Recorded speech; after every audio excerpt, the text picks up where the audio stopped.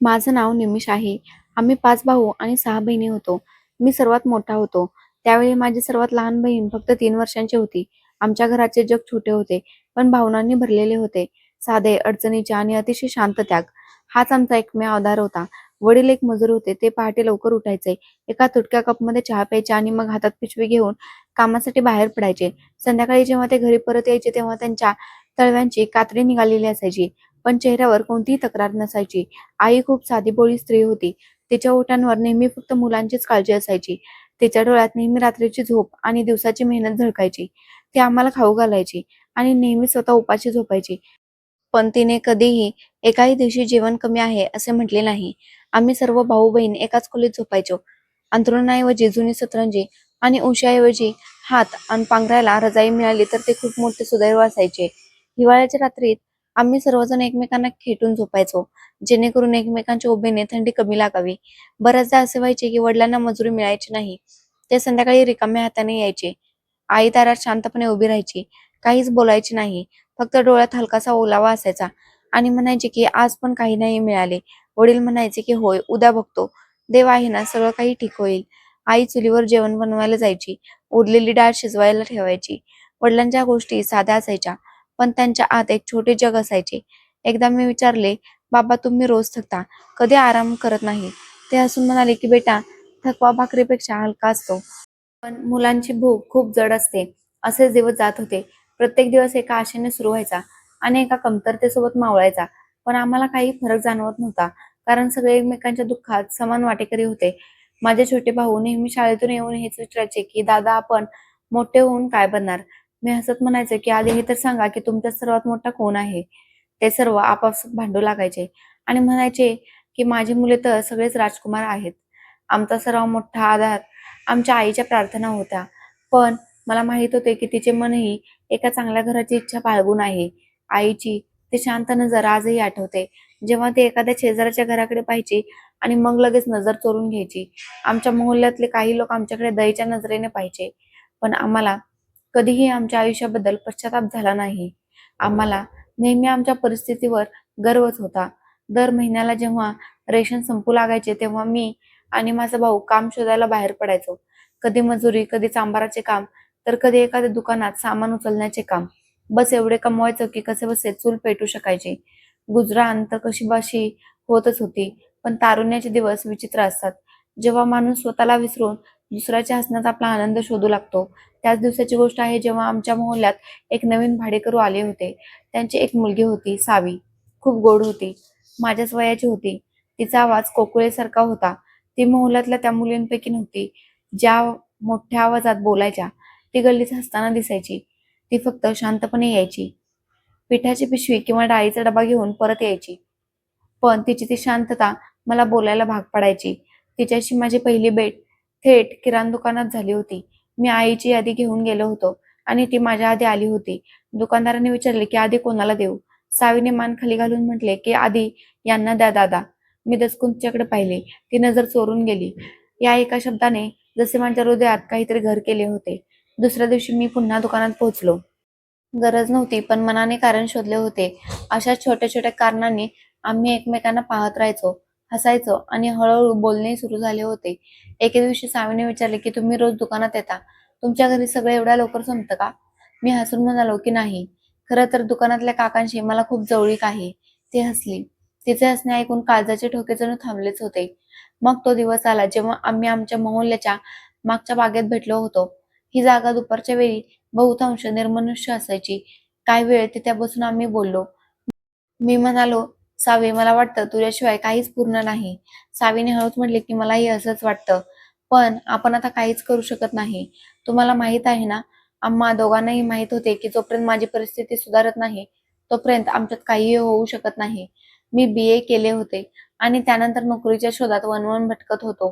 दिवसा वेगवेगळ्या ठिकाणी मुलाखती देण्यासाठी जायचो आणि रात्री वर्कशॉपवर जुनी पुस्तके विकून थोडे पैसे कमवायचो. पण नोकरी जणू माझ्यावर रुसली होती. त्याच दिवसात मोहल्ल्यातले आणखी काही लोक सावीच्या घरी स्थळ घेऊन गेले होते. सावीने मला सांगितले होते की माझे आई वडील म्हणतात आता माझ्या लग्नाची वेळ आली आहे. मी तिचे बोलणे ऐकून शांत झालो होतो. काही बोलायला उरलेच कोठे होते. मी तर स्वतः माझ्या बेरोजगारीने हरलो होतो. मी एका जुन्या मित्रासोबत मिळून फोटोग्राफीची छोटी मोठी नोकरी करण्याचा प्रयत्न केला होता. पण तिथेही पगार एवढा चांगला नव्हता की स्वतःचा खर्च भागेल.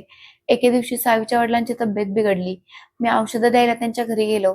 सावीने दरवाजा उघडला आणि मला पाहताच आत बोलावले. ती म्हणाली की वडिलांची तब्येत आता थोडी बरी आहे. तुमचे आभार. मी म्हणालो, सावी, जर मी काही करू शकलो असतो तर तुझ्यासाठी मी सगळंच बदलून टाकलं असतं. तिने हळूच म्हटलं की मला माहीत आहे आणि मी प्रार्थना करते की तू लवकरच काहीतरी करशील. नाहीतर मला नाईलाजाने दुसऱ्या कोणासोबत जावं लागेल. परत येऊन मी माझी सगळी स्वप्ने दाबून टाकली होती. नोकरीचे वेड वाढले होते. आता मी रोज सकाळी जास्त लवकर घरातून बाहेर पडायचो आणि रोज संध्याकाळी उशिरा घरी परतायचो. ज्या कामाची संधी मिळायची ते मी करायचो. एके दिवशी सकाळी मी स्वयंपाकघरात चहा बनवत होतो तेव्हा मागून आईची किंचाळी ऐकू आली. निमिष, लवकर ये बेटा, तुझ्या वडिलांचा श्वास अडकतोय. आम्ही रुग्णालयात धाव घेतली, पण तिथे पोहोचोपर्यंत ते गेले होते. डॉक्टरांनी स्पष्ट सांगितले होते की काल रात्रीच कमकुवत झाले होते. वेळेवर आणले असते तर कदाचित वाचले असते. त्या क्षणाने मला पूर्णपणे तोडून टाकले होते. संपूर्ण कुटुंबाची नजर माझ्यावर होती. वडील गेले आणि त्यानंतर घराची सारी जबाबदारी माझ्यावर आली होती. दुसऱ्या दिवशी सूर्य उगवला, पण घरात प्रकाश नव्हता. आई एका बाजूला बसली होती, मान खाली घालून. छोटे भाऊ बहीण घाबरलेले होते. मला सर्वांनी घेरले होते, जसे त्यांना उत्तर हवे होते की आता काय होणार. मी स्वतःला सांगितले की निमिष, भावनांचा वेळ नाहीये, आता चालावे लागेल. सावी माझ्या डोक्याच्या एका कोपऱ्यात नक्कीच होती, पण यावेळी ती एक इच्छा बनून राहिली होती, गरज नाही. मी दुसऱ्या दिवशी वडिलांच्या त्या जुन्या ठेकेदाराकडे गेलो, ज्याच्यासोबत वडील काम करायचे. मी म्हणालो, काका, मला काम हवे आहे, जसे माझे वडील करायचे तसेच. त्यांनी मला वरून खालपर्यंत पाहिलं. मग ते म्हणाले की बेटा, तू धडधाकट तर आहेस, पण हात खराब व्हायला तयार व्हा. मी न डगमगता म्हणालो की हाताचा रंग काळा होईल, पण नियत साफ ठेवेन. त्यानंतर सकाळी 6 वाजता मी कपडे घालून, माझे जुने बूट घालून मजुरीसाठी बाहेर पडायचो. पहिला दिवस कठीण होता. छतावर सळ्या वाहून नेणे, माती मळणे, खडी चाळणे या सर्व कामांमुळे हात सोलून निघाले होते. पण मी मलमपट्टी केली नव्हती. मला हवे होते की या जखमा मला आठवण करून देत राहतील की मी हे सर्व का करत आहे. 2 आठवड्यानंतर मी सावीला भेटलो होतो. ती मला गलीच्या कोपऱ्यावर उभी दिसली. तेव्हा तिच्या डोळ्यात प्रश्न होते. ती म्हणाली, निमिष, तू तुझ्या आईशी बोललास का? मी मान खाली घालून म्हणालो की नाही सावी. वडील या जगातून गेले आहेत. सर्वांची जबाबदारी आता माझ्या डोक्यावर आली आहे. ती काही क्षणांसाठी शांत झाली. काही वेळानंतर ती म्हणाली, मग आता आपण काय करणार? मी हळूच म्हणालो, तुला विसरण्याचा प्रयत्न करावा लागेल आणि मी तुला लक्षात ठेवण्याची शिक्षा पूर्ण करेन. ती काहीच बोलली नाही. फक्त तिच्या डोळ्यात काहीतरी थांबल्यासारखे झाले होते. दुसऱ्या दिवशी तिच्या घरी स्थळ आले. एका सरकारी नोकरीवाल्या मुलाचे. त्याचे मोठे घर होते. मला याबद्दल कोणीतरी सांगितले तेव्हा मन जणू पुन्हा एकदा दबले गेले. पण मी शांत राहिलो. त्याच आठवड्यात संध्याकाळी जेव्हा मी कामावरून परत आलो तेव्हा आई चुलीजवळ बसली होती. मी थकलेल्या शब्दात म्हणालो की आई, जर मी म्हणालो की मला लग्न करायचे आहे तर तू काय म्हणशील? आईने आपले हात थांबवून माझ्याकडे पाहिले. मग ती म्हणाली की बेटा, तुझ्या वडिलांचा मृत्यू अजून काहीच दिवस झाले आहेत. तुझ्या लहान भावंडांना आता तुझी गरज आहे. मी काहीच बोललो नाही. बस गुपचूप जाऊन खोलीत झोपलो. दुसऱ्या दिवशी सावीने मला एक पत्र दिले. त्यात लिहिले होते की मी स्वप्ने तुझ्यासोबत पाहिली होती, पण आता झोप दुसऱ्या कोणाच्या वाट्याला जात आहे. तू तुझ्या जबाबदाऱ्या निवडल्यास आणि मी माझे नशीब. माझ्या प्रार्थना तुझ्यासोबत आहेत. सावीचे पत्र खिशात ठेवून मी थेट कामावर गेलो होतो. तो दिवस पहिल्या दिवसापेक्षाही जास्त थकवणारा होता, पण मी माझ्या मनात एक निर्णय घेतला होता. सावी आता माझा भूतकाळ होती. संध्याकाळी जेव्हा मी घरी आलो तेव्हा सर्व रोजच्या प्रमाणे चालू होते. आई जेवण बनवत होती. मुले खेळत होती. फक्त माझ्या आत कोणताही गोंधळ नव्हता. जेवण न करता मी छतावर जाऊन बसलो होतो. आकाशात ढग दाटून आले होते. कदाचित पाऊस पडणार होता. मी शांतपणे ते पत्र काढले जे सावीने मला दिले होते. तिचे शब्द अस्पष्ट झाले होते, पण प्रत्येक शब्द माझ्या आत जिवंत होता. वाटले की एकदा बोलून घ्यावे, पण मग लगेच स्वतःला रोखले. बोलण्याने काय होणार? वेळ तर बदलून गेले आहे. दुसऱ्या दिवशी कामावर पोहोचलो तेव्हा मान खाली होती. ठेकेदाराने विचारले की सर्व काही ठीक आहे ना? मी हसत म्हणालो की फक्त झोप कमी झाली आहे. संध्याकाळी परतताना एक जुनी सायकल विकत घेतली. तुटलेली सीट, गंजलेले हँडल, पण ती चालवण्यासारखी होती. विचार केला की आता पायी जायचे नाही. काहीतरी बदलण्याची गरज आहे. काम वाढत गेले. मनात सावीची आठवण अजूनही जिवंत होती. मी संध्याकाळी दूधवाल्यासोबत दूधही पुरवठा करायचो. दूधवाला म्हणायचा की तू एवढा शांत का राहतोस? मी हसायचो आणि म्हणायचो की शांतता ही एक प्रकारचा गोंधळ असतो, जो आत चालू असतो. रात्री आता आणखी लांबल्या होत्या. खोलीत सगळे झोपायचे पण मी जागा राहायचो. एके दिवशी बाजारात मला सावी तिच्या आईसोबत दिसली. तिच्या हातांवर मेहंदी लागलेली होती. चेहऱ्यावर हलकीशी लाज होती. माझी नजर तिच्यावर पडली तर ती लगेच वळली. ती माझ्याकडे पाहत नव्हती. तिने कदाचित पाहिले आणि नजर फिरवली. मला माहित नव्हते की सावीचे लग्न झाले आहे. बँडचा आवाज जरून येत होता. मी कामावर होतो पण डोके तिच्या घराजवळ होते. संध्याकाळी परतताना तिच्या गल्लीतून जाणे टाळले, जिथे तिचे घर होते. चहाच्या दुकानावर बसून राहिलो शांतपणे.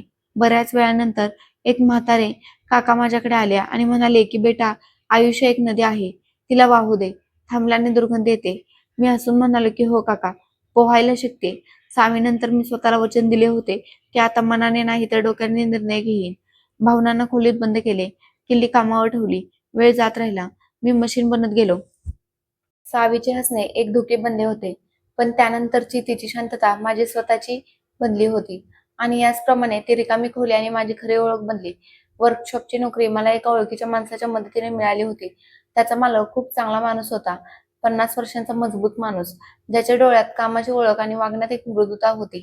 पहिल्या दिवशी जेव्हा मी तिथे पोहोचलो तेव्हा त्याने फक्त एवढेच विचारले की गाड्यांचे काम येते का. मी म्हणालो जास्त येत नाही, पण शिकण्याची आवड आहे. तो हसून म्हणाले की फक्त आवडच पुरेशी आहे, बाकी मी स्वतः शिकवेन. सुरुवातीला मला फक्त टायरमध्ये हवा भरण्याचे आणि गाडी धुण्याचे काम दिले गेले होते. मी शांतपणे करत राहिलो.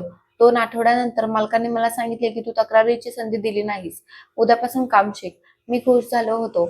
एक नवीन ठिकाणी काम आणि सर्वात महत्वाचे म्हणजे एक कौशल्य होते.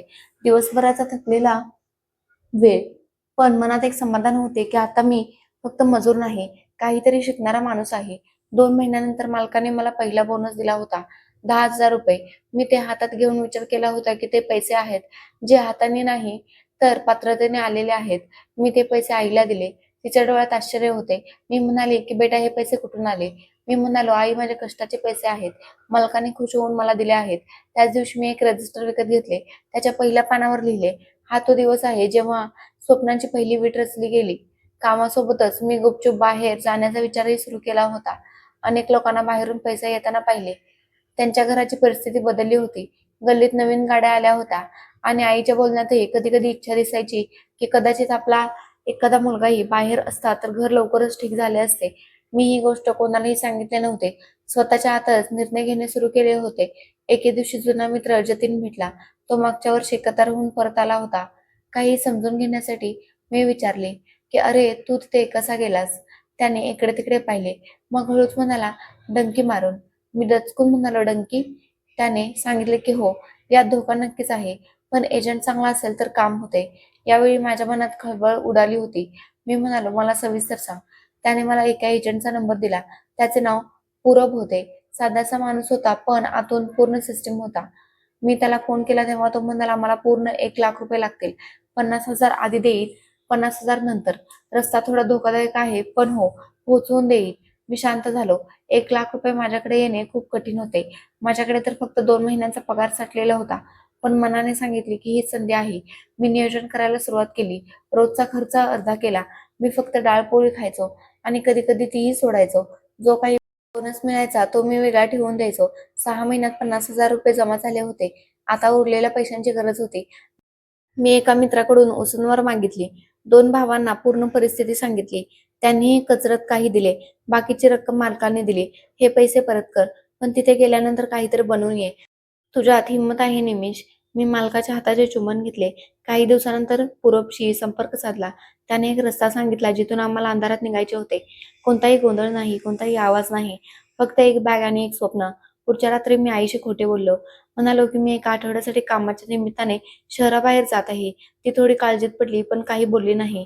रात्री उशिरा मी माझ्या मित्रांसोबत त्या ठिकाणी पोहोचलो. तिथे आणखी 6 लोक होते आणि सर्वांच्या डोळ्यात भीती आणि आश्चर्याचे संमिश्र प्रतिबिंब होते. प्रवास सुरू झाला होता. आधी बॉर्डर, मग वाळवंट, मग समुद्र. वाटेत कित्येकदा मन घाबरले, शरीर घामाने भिजले आणि झोपेचा दूर दूरपर्यंत पत्ता नव्हता. पण अखेरीस आम्ही कतारला पोहोचलोच होतो. बेकायदेशीर, विना नोंदणी पद्धतीने, पण जिवंत. कतारच्या भूमीवर पाऊल ठेवताच एक वेगळी अस्वस्थता हृदयात उतरली होती. डोळ्यांसमोर चमकणाऱ्या इमारती, मोठ्या गाड्या आणि स्वच्छ रस्ते होते, पण माझ्यासाठी ते सर्व एखाद्या चित्रपटाचे दृश्य होते. कारण मी त्या सर्वांमध्ये एक लपलेला पात्र होतो, विना ओळखीचा. ज्या वर्कशॉपवर मी बेकायदेशीररित्या काम सुरू केले होते तिथला मालक बंगाली होता. त्याने स्पष्ट शब्दात सांगितले होते की काम कर, पैसे मिळतील, पण काही अडचण आली तर मी तुला ओळखत नाही.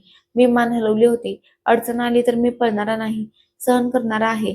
काम खूप कठीण होते. दिवसभर गाड्यांखाली झोपणे, इंजिन उघडणे, हातांना ग्रीस, घामाने भिजलेले शरीर. दुपारी जेवायला फक्त एक पराठा आणि थोडासा चहा मिळायचा. झोपण्याची वेळ आली की एका खोलीत 4 लोक, 2 पंखे आणि दरवाजा ज्याला कधी कडी लागत नव्हती. एके दिवशी पोलिसांची धाड पडली. आम्हा सर्वांना लगेच लपावे लागले. मी वर्कशॉपच्या मागच्या दरवाजातून बाहेर पडलो आणि जवळच्या गल्लीत जाऊन काही वेळ एका हातगाडी मागे लपून बसलो. श्वास वाढले होते, हात कापत होते. तो क्षण आयुष्यातील सर्वात मोठ्या कमकुवतपणाचा क्षण होता, जेव्हा माणूस स्वतःच्या ओळखीला घाबरू लागतो. दुसऱ्या दिवशी वर्कशॉप बंद होते. मालकाने सांगितले की काही दिवसांसाठी गायब व्हा. मी एका जुन्या साथीदाराच्या खोलीत गेले होतो. त्याचे नाव सोहम होते. सोहमने मला आधार दिला. तो म्हणाला की निमेश, इथे असे जगावे लागते, पण एक गोष्ट लक्षात ठेव, कथांमध्ये जर कोणाचे मन जिंकलेस तर नशीब बदलू शकते. मी विचारले, कोणाचं मन जिंकू? इथे तर सगळे आपापल्या फायद्यात मग्न आहेत. तो हसू लागला आणि म्हणाला, कधी कधी नशीब स्वतःच तुला कोणाचा तरी रस्ता दाखवते. एका आठवड्यानंतर एका अनोळखी नंबरवरून मला फोन आला. दुसरीकडून कतारचा एक श्रीमंत माणूस बोलत होता. तो फारसी बोलत होता. त्याने मोडकी तोडकी फारसी बोलून सांगितले की तू निमिष आहेस. तुझ्याबद्दल राहुलने मला सांगितले. माझ्या कंपनीत माणसे हवी आहेत. मी लगेच होकार दिला. दुसऱ्या दिवशी मी त्याच्या कंपनीत पोहोचलो. ही कंपनी शहराबाहेर होती, जिथे तेल शुद्ध करण्याचा कारखाना होता. तो एक होता ज्याचे नाव इरफान होते. त्याने माझ्याकडे रोखून पाहिले. म्हणाला की आधी काम केलं आहे का तेलाच्या फ्लॅटमध्ये? मी म्हणालो की नाही. तर तो म्हणाला की काम शिकून घेशील? मी म्हणालो की होय. तो शांत झाला आणि म्हणाला की राहण्याची जागा आणि जेवण आणि मी थोडेसे पैसे देईन, आणि जर चांगला निघालास तर तुला विजाही देईन. हे सर्व माझ्यासाठी एका स्वप्नासारखे होते. काम लगेच सुरू झाले. इथे काम कठीण तर होते, पण वातावरण चांगले होते. 3 वेळेचे जेवण, एक वेगळा बेड आणि सन्मानही मिळायचा. इरफान स्वतः कामावर लक्ष ठेवायचा. एके दिवशी त्यांनी मला आपल्या ऑफिसमध्ये बोलावले आणि विचारले की निमेश, तू बेकायदेशीर मार्गाने का आलास? मी शांत राहिलो. त्याने पुन्हा विचारले की खरे सांग. मी म्हणालो, माझ्याकडे संयम ठेवायला वेळ नव्हता. घरात सगळे माझ्याकडे पाहत होते आणि माझा मालक परवानगी देत नव्हता की एक मजूर लवकर काहीतरी बनू शकेल. इरफान काही क्षणांसाठी शांत राहिला. मग म्हणाला की तू खरे बोलतोस. तुझ्या डोळ्यात मी हे सत्य पाहिले आहे. मी तुझ्यासाठी विजा बनवून देईन, पण परत जाऊन कायदेशीर मार्गाने यावे लागेल. मला वाटले जसे मी जमिनीवर उभे राहून आकाशाला स्पर्श केला आहे. ते दिवस माझ्या आयुष्यातला टर्निंग पॉइंट होता. काही दिवस आठवड्यानंतर इरफानने सर्व कागदपत्रे तयार करून घेतली. पासपोर्ट, व्हिसा, कायदेशीर दर्जा सर्व काही पूर्ण झाले. मग त्याने मला एक तिकीट दिले आणि म्हणाला की परत जा. मग कायदेशीर मार्गाने परत ये. मी त्याचे पाय धरण्याचा प्रयत्न केला, पण त्याने माझे हात रोखले आणि म्हणाला, मेहनत करणाऱ्या माणसाचे डोके नेहमी उंच असते. मी परत माझ्या देशात आलो. घरी पोहोचलो तर आईच्या डोळ्यात आश्चर्य होते. मी इतक्या दिवसानंतर घरी परत आलो होतो. ती म्हणाली की बेटा, सर्व काही ठीक तर आहे ना? मी म्हणालो, आई, आता मी परत जात आहे, पण यावेळी कायदेशीर मार्गाने. माझ्या घरच्यांना याबद्दल काहीच माहित नव्हते की मी कुठे होतो. सर्वांना हे सांगितले होते की दुसऱ्या शहरात मजुरी करत आहे. आता सत्य सांगण्याची वेळ आली होती. पण मी एवढेच म्हणालो की देवाची कृपा आहे. एका आठवड्यानंतर मी कतारला परत आलो होतो. यावेळी स्वागतासाठी कोणताही एजंट नाही, तर स्वतः इरफान साहेब उभे होते. त्यांनी मला मिठी मारली आणि म्हणाले की आता तू माझ्या ऑफिसच्या स्टाफमध्ये आहेस. मी काम सुरू केले आणि लवकरच एक चांगली जागा मिळवली. महिन्याचा पगार चांगला होता आणि बोनसही वेळेवर मिळायचा. आता मी पहिल्यांदा बँक खाते उघडले होते आणि पहिल्यांदा माझ्या घरी रक्कम पाठवली होती. आईने फोन केला की निमेश, एवढे सगळे पैसे? मी म्हणालो, आई वडिलांचे स्वप्न पूर्ण करण्याची वेळ आली आहे. इरफान नेहमी म्हणायचा की जे लोक खालून वर येतात ते जमिनीला कधीही विसरत नाही. मी त्या जमिनीतून आलो होतो, जिथे भोग आणि जबाबदाऱ्या होत्या आणि हृदयात एक मूक युद्ध सुरू होते. आणि आता मी त्याच युद्धाचा शिपाई बनून कतारच्या जमिनीवर उभा होतो. कायद्यासोबत, सन्मानासोबत आणि कतारसोबत. कतारमध्ये नवीन नोकरी सुरू होऊन काहीच महिने उलटले होते की माझी दिनचर्या एका मशीनसारखी झाली होती. मी सकाळी 7 वाजता कारखान्यात जायचो, संध्याकाळी 6 वाजता परत यायचो आणि रात्री 1 तास फक्त तो फोन कॉल जो दर आठवड्याला घरी लागायचा. मी पगारासोबत ओव्हरटाईमही करायचो आणि जो बोनस मिळायचा तो एका बाजूला ठेवून द्यायचो. महिन्याच्या शेवटच्या तारखेला नेहमी एकच काम करायचो, बँकेत जाऊन पैसे आईच्या खात्यात ट्रान्सफर करणे. एके दिवशी आईचा फोन आला. ती म्हणाली की बेटा, लहान भाऊ राघवचे ऍडमिशन कॉलेजमध्ये झाले आहे, फी जास्त आहे. मी उत्तर दिले, आई तू निश्चिंत राहा, मी फी पाठवून देईन उद्याच. मग आणखी 1 महिना गेला तर आईने सांगितले, बेटा तुझी बहीण राखीसाठी स्थळ आलं आहे. मुलगा खूप चांगला आहे. फक्त काही तयारी करायची आहे. मी पुढच्या आठवड्यात बोनसची रक्कम पाठवून दिली. त्या दिवसात घराची प्रत्येक गरज पूर्ण करणे एक वेगळेच समाधान देत होते. पण माझ्या आत शांतपणे वेळ निघून जात होता. वय जणू वाळूसारखे हातातून निसटत चालले होते. पण मी स्वतःला सांगितले की अजून थांबायचे नाही. कामावरही आता माझी ओळख निर्माण झाली होती. इरफान साहेब बऱ्याचदा आपल्या ऑफिसची कामेही मला द्यायचे. एके दिवशी ते म्हणाले की निमिष, तुला कंपनीच्या नवीन शाखेची व्यवस्था पाहायची आहे. काही दिवसांसाठी शहराबाहेर जावे लागेल. मी विचारले की कधी जायचे आहे. त्यांनी सांगितले की परवा. तू काळजी करू नकोस, पैसेही जास्त मिळतील. मी तयार होतो. मी जास्त रकमेचे काम नेहमी स्वीकारले होते, कारण मला माझ्या स्वातंत्र्याची वेळ पुढेही दिसत होती. आज नाही. तिकडे माझ्या घरी वेळ वेगाने बदलत होता. एकामागून एक बहिणी भावांच्या लग्नाच्या बातम्या येत होत्या. आईचे काळीज पूर्वीसारखे राहिले नव्हते. ना कडकपणा ना मवाळपणा, फक्त एक दिनचर्या. एके दिवशी फोनवर मी विचारले, आई, बाकी सगळे तर आपापल्या आयुष्यात स्थिरावले, कधी माझ्याबद्दलही विचार केला आहेस का तू? ती थोडा वेळ शांत राहिली. मग म्हणाले की तू सर्वांसाठी खूप काही केलेस, पण स्वतःबद्दल कधीही विचार केला आहेस? मी हे ऐकून शांत झालो. ही गोष्ट बाणासारखी माझ्या हृदयाला लागली होती, पण सत्य होती.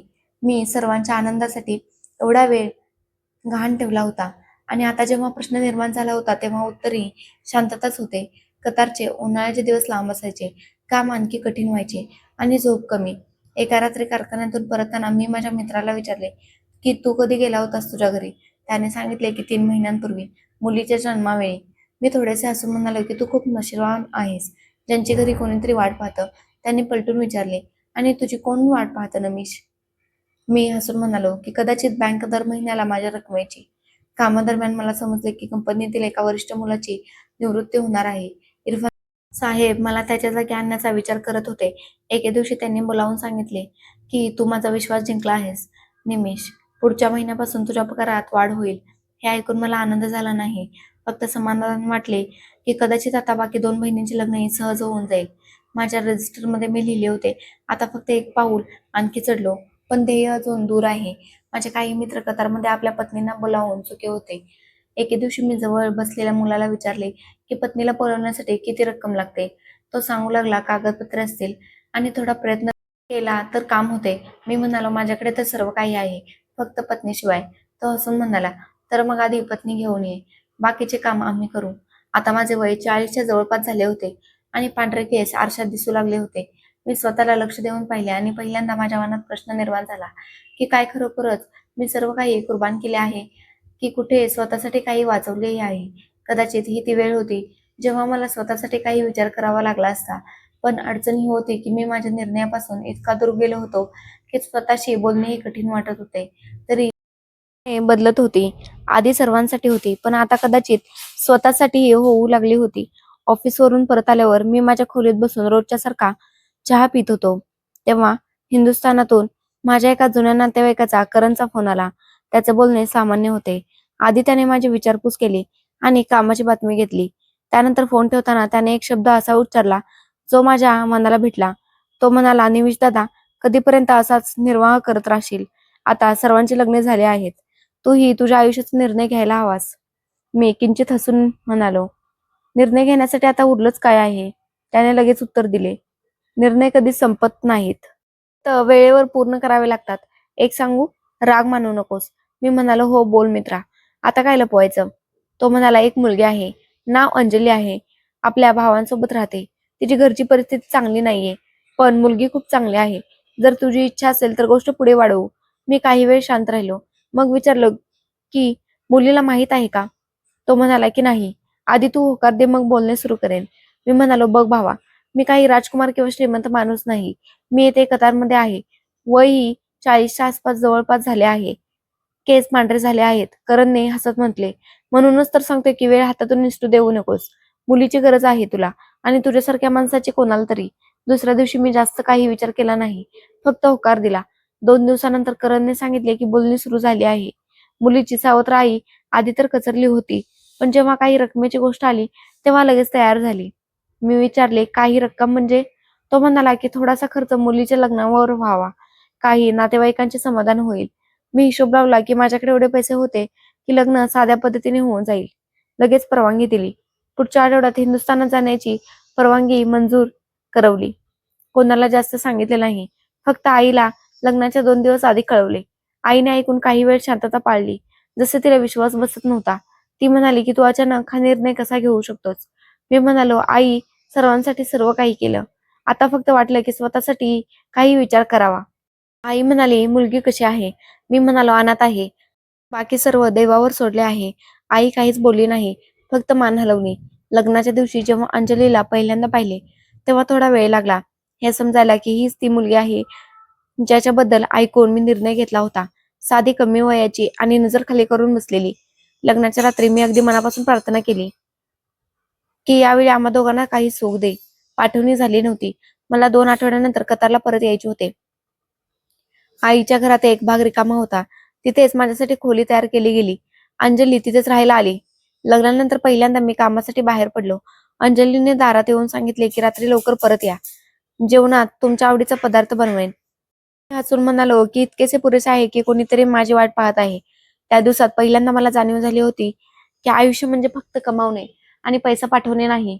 आपला स्वतःचाही काही वेळ असतो, जो दुसऱ्या कुणासोबत वाटून घेणे खूप जास्त गरजेचे असते. अंजली सोबतचे 2 आठवडे असे गेले होते, जसे वर्षानुवर्षांचा थकवा निघून गेला असावा. ती फक्त हसमुख नव्हती, तर खूप समजूतदार होती. माझ्यासाठी आश्चर्याची गोष्ट होती की ती वयाने माझ्यापेक्षा पूर्ण 20 वर्षे लहान असूनही माझे सुख-दुःख समजून घेण्याची क्षमता बाळगत होती. एका संध्याकाळी मी म्हणालो की अंजली, तुला आपल्या या नात्यावर काही आक्षेप तर नाही ना? तिने नम्रपणे उत्तर दिले की आयुष्यात कोणताही आधार नसेल तर देव जे काही देतो तेच पुरेसे वाटते, आणि तुम्ही माझ्यासाठी माझे संपूर्ण जग बनून आला आहात. मी शांत झालो होतो. पहिल्यांदा वाटले की कदाचित सावीला सोडून जो निर्णय घेतला होता तो चुकीचा नव्हता. कतारला परतण्याआधी एक दिवस अंजली खूप शांत होती. रात्री मी विचारले, काय विचार करतेस? ती म्हणाली, फक्त म्हणत नाहीये की तुम्ही जावे. मी वचन दिले की लवकरच तुला माझ्याकडे बोलावून घेईन. यावेळी मी एकटा जाणार नाही, तर परत तुझ्यासाठी रस्ता बनवून येईन. मी परत गेलो तर हृदयात एक नवीन प्रकाश होता. कामावर सर्वांनी आनंद व्यक्त केला. इरफान साहेबांनी विचारले की लग्न झाले? मी म्हणालो की होय. ते म्हणाले की चांगले केलेस. आयुष्य एकटेने घालवले तर चांगले असते. मी लगेच अंजलीच्या व्हिसाची फाईल बनवण्याची तयारी सुरू केली. बँकेत रक्कम वेगळी केली. वकिलाशी बोललो. कागदपत्रे गोळा केली. रोज रात्री अंजलीशी फोनवर बोलणे व्हायचे. ती सांगायची, आज आईने तुमच्या आवडीचा चहा बनवला होता, जसा तुम्हाला आवडतो, आणि मी तुमच्या खोलीची सफाई केली. मी हसायचो आणि म्हणायचो की चहा तर मला तुझ्या हातचाच आवडतो. आईलाही ही गोष्ट लवकरच समजेल. आयुष्यात पहिल्यांदाच वेळ वेगाने धावत होता आणि माझ्या हातात आशेचा धागा होता. आता एकटेपणाची ती रिकामी खोली एक नवीन चेहरा बनली होती. अंजली आता फक्त माझी पत्नी नव्हती, ती माझ्यासाठी नवीन स्वप्नांचा दरवाजाही होती. कतारला परत आलो तर पहिल्यांदा वाटत होते जसे मागे काही सोडून आलो आहे, जे माझ्या हृदयाशी जोडलेले आहे. कामावर परतल्यानंतर सर्वांनी विचारपूस केली. इरफान साहेबांनी हसत म्हटले, आता तर तुझी वापसी आनंदाची बातमी घेऊन आली आहे. मी मान खाली घालून हसलो. खरोखर पहिल्यांदा आयुष्यात परत येण्याचा अर्थ काहीतरी चांगला होता. अंजलीशी रोज फोनवर बोलणे व्हायचे. ती छोट्या छोट्या गोष्टी सांगायची. आज ताई म्हणाली की मी स्वयंपाकघर चांगले सांभाळते. तुम्हाला आठवतंय, सारिका दीदीने मला भज्यांची रेसिपी विचारली. मला असे वाटायचे की जणू मी रोज आयुष्याचे एक छोटेसे पत्र उघडत आहे, ज्यात घराचा सुगंध दरवळत आहे. कतारमध्ये व्हिसाची कागदपत्रे पूर्ण करण्यात 2 आठवडे लागले होते. मी प्रत्येक कागदावर सही करताना एकच विचार करायचो की लवकरच अंजली इथे असेल आणि माझी खोली फक्त खोली राहणार नाही, तर एक घर बनेल. एके संध्याकाळी मी कामानंतर पलंगावर पडलो होतो, तेव्हा आईचा फोन आला. तिचा आवाज खूप कमकुवत होता. ती म्हणाली की निमिष, मला तुला काहीतरी सांगायचं आहे. मी सरळ होऊन बसलो. मी म्हणालो, काय झालं आई? ती म्हणाली की बेटा, अंजली घरात नाहीये. मी आश्चर्याने विचारले, कुठे गेलीये? ती म्हणाली की सकाळी बाजारात गेली होती, परत आलीच नाही. संध्याकाळपर्यंत वाट पाहिली, मग ओळखीच्या लोकांना विचारले, काहीच पत्ता लागला नाही. माझ्या हातातून फोन निसटून खाली पडला. डोळ्यांसमोर अंधार दाटून आला. खोलीत असलेल्या मुलाने हाक मारली आणि विचारले की काय झाले निमिष? मी वाकून फोन उचलला, कानाला लावला आणि हळू आवाजात म्हणालो, आई, पोलिसांना खबर दिलीस? ती म्हणाली की हो बेटा, मी पोलीस स्टेशनला गेले होते. तक्रार नोंदवली आहे. पण ते लोक फक्त एवढेच म्हणून मोकळे झाले की स्वतःच गेली असेल. मला काही समजत नव्हते. अंजली, जी 2 महिने माझ्यासोबत होती, जी माझ्याशी रोज फोनवर बोलायची, ती अचानक कुठे जाऊ शकते? दुसऱ्या दिवशी मी सुट्टी घेतली. काहीही करावेसे वाटत नव्हते. ऑफिसमध्ये इरफान साहेबांनी विचारले की आज तुझा चेहरा खूप उतरलेला दिसतोय. सगळं ठीक आहे ना? मी अडखळत सांगितले की माझी पत्नी घरातून गायब झाली आहे. इरफान साहेब शांत झाले. मग म्हणाले की जर तुझी इच्छा असेल तर तू लगेच हिंदुस्थानात जाऊ शकतोस. मी परवानगी देईन. मी फक्त मान हलवली की अजून काही माहित नाही. आधी पाहतो की काय झाले आहे. पुढचे काही दिवस जणू युगाने इतके लांबले होते. आई रोज फोनवर सांगायची की पोलीस काहीच करत नाहीयेत. सर्व हेच म्हणतात की मुली अशाच घरातून पळून जातात. नातेवाईकांनी वेगवेगळ्या प्रकारच्या गोष्टी करायला सुरुवात केली होती. कोणी म्हणाले की मुलगी स्वतःच पळून गेली असेल. कोणी म्हणू लागले की कदाचित तिचे कोणते प्रेम प्रकरण असेल आणि काहींनी तर मलाच दोषी ठरवले होते की एवढ्या कमी वयाच्या मुलीशी लग्नच का केलेस. मी या सर्वांमध्ये शांत राहिलो. कोणालाही उत्तर देण्याची इच्छा होत नव्हती. एके दिवशी मी तिच्या सावत्र भावाला फोन केला. तो विचित्र स्वरात म्हणला, काय माहित तू लग्न केलं होतंस तिच्यासोबत. आता तू जाण आणि तुझी पत्नी. एवढे बोलून त्याने फोन बंद केला होता. मी कागदपत्रांची फाईल पाहिली जी मी कतारसाठी तयार केली होती. हे तेच कागद होते ज्यांच्यामुळे अंजली इथे येऊ शकली असती. त्या दिवशी करणचा फोन आला. तो म्हणाला की निमेश, मी स्वतः खूप लज्जित आहे. विचार केला नव्हता की असे होईल. मी फक्त एवढंच म्हणालो की कधी कधी चांगुलपणाची किंमत उशिरा कळते, पण लागते जास्त.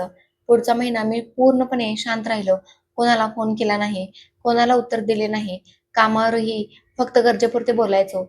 इरफान साहेबांनी मला त्यांच्या ऑफिसमध्ये बोलावले आणि म्हणाले की तुला काही वेळेची गरज आहे. जा, काही दिवस सुट्टी घे.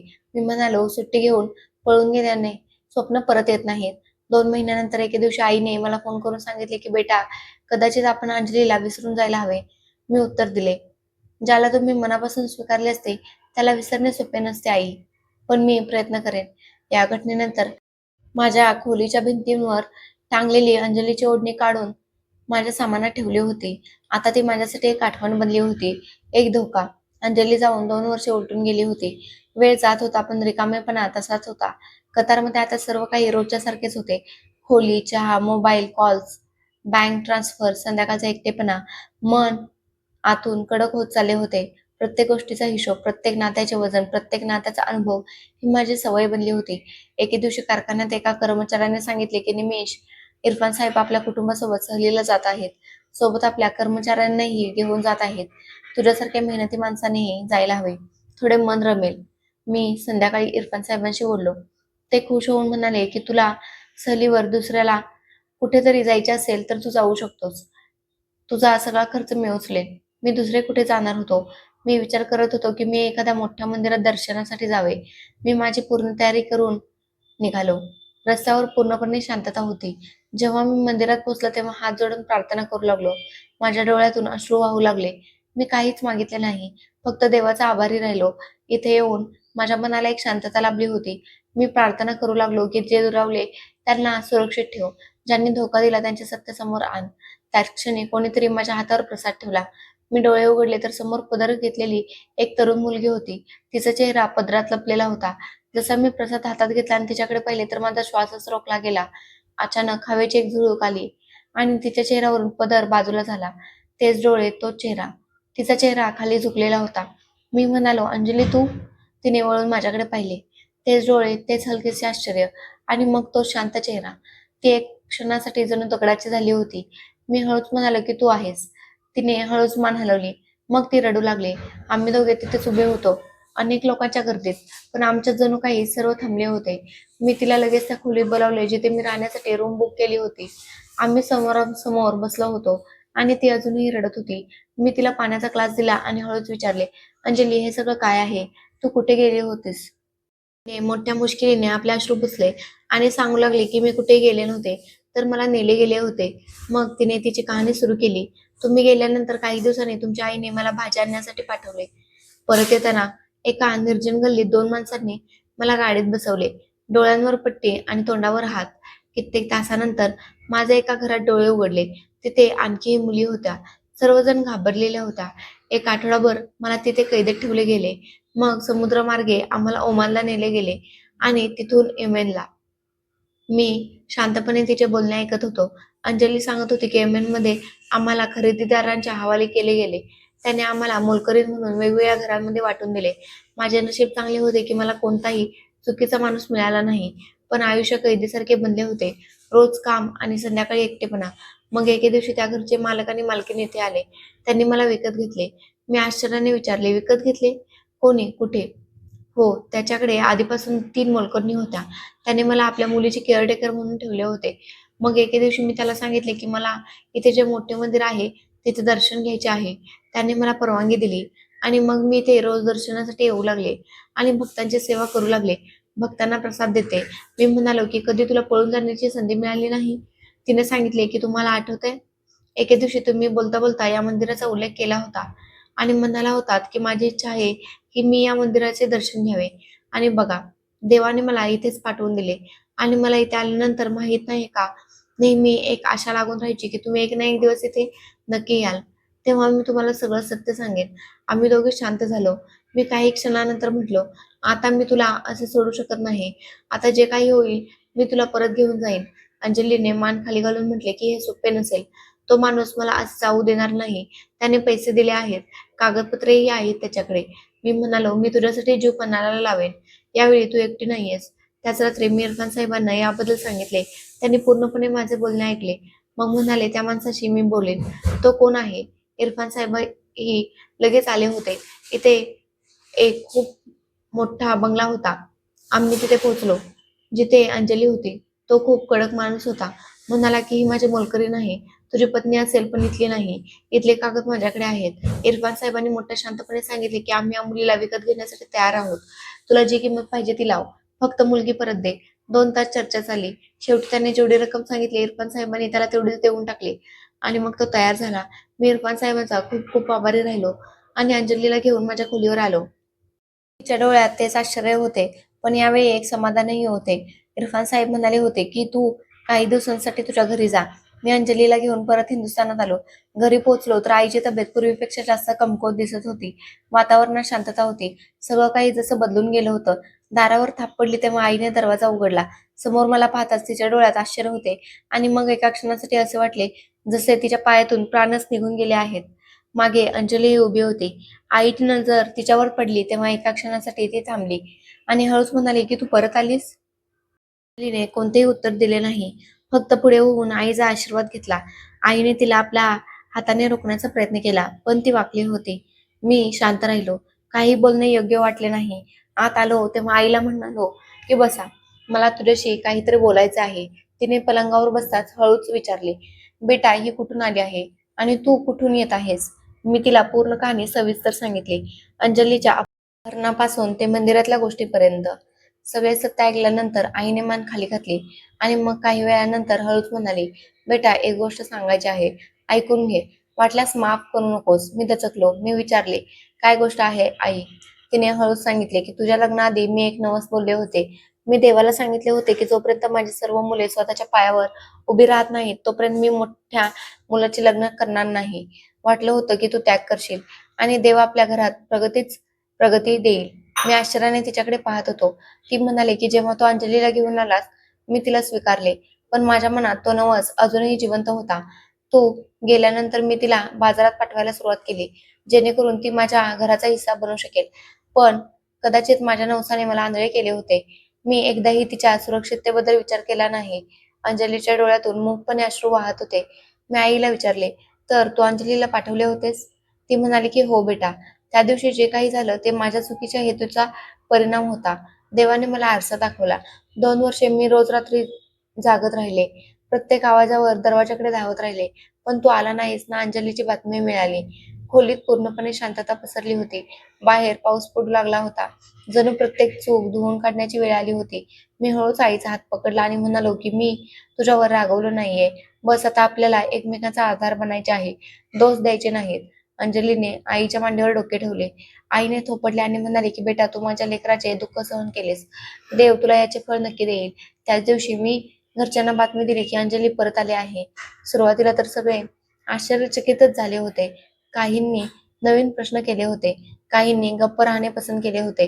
पण जसजसे सत्य त्यांच्यापर्यंत पोहोचले, तसतसे सर्वांचे वागणे बदलत गेले. करण, ज्याने माझे लग्न ठरवले होते, तो स्वतः भेटायला आला. त्याने अंजलीला सांगितले, "तू जेवढी हिंमत दाखवलीस ती खूप कमी लोक दाखवतात."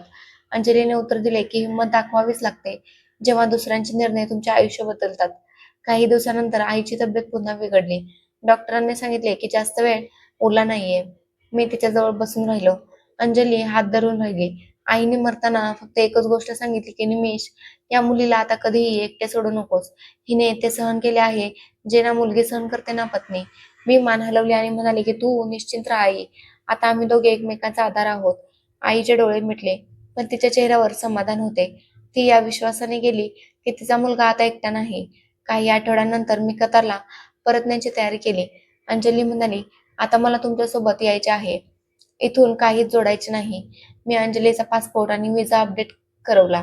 इरफान साहेबांनी सर्व कार्यवाही केली. त्यांनी माझी खूप मदत केली. जेव्हा त्यांना समजले की अंजलीला मी परत घेऊन आलो आहे, तेव्हा ते काही काळ शांत राहिले. मग म्हणाले की न्याय नेहमी उशिरा मिळतो, पण मिळतो नक्की. कतारला परतल्यानंतर आयुष्याचा पूर्णपणे रंग बदलून गेला होता. आता माझी खोली एक घर बनले होते. माझ्या पत्नीच्या चेहऱ्यावरील हास्य आता माझे संपूर्ण आयुष्य होते.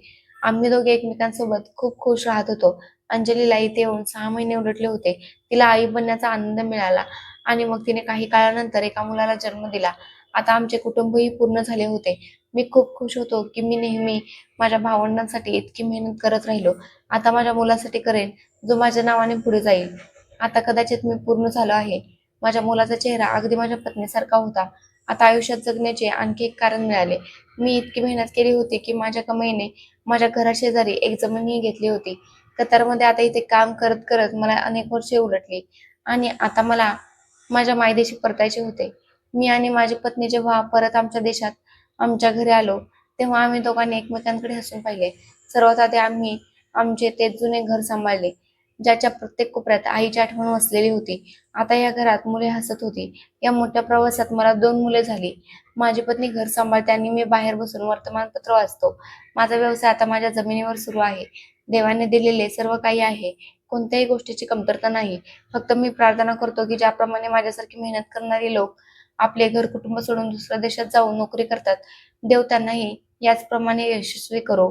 मित्रांनो, मी आशा करते तुम्हाला आमची कथा आवडली असेल. कथा आवडली असेल तर व्हिडिओला लाईक करा.